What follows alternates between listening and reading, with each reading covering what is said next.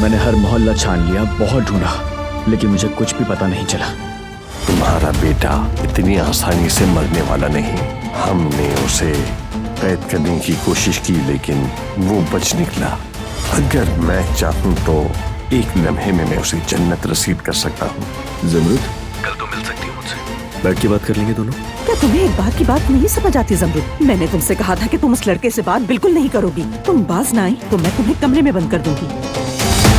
मैं दिनांक को अगवा करने वाला हूँ। आप एक तरफ हो जाएं तो अच्छा होगा आपके लिए। मरने से पहले उसने हमें पहचान लिया। देखता हूँ उन्होंने कोई वीडियो शेयर की भी है या नहीं। मैंने ढूंढ लिया असली चोर। आखिर में कैसे भूल आई अपना नाइट ड्रेस? अब मैं क्या करूंगी? चलो सो जाओ, क्या कर रहे हो तुम बारात?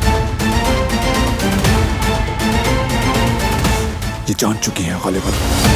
वो कहानियाँ अधूरी जो न हो सके कि पूरी, उन्हें मैं भी क्यों सुनाऊं, उन्हें तुम भी क्यों सुनाओ।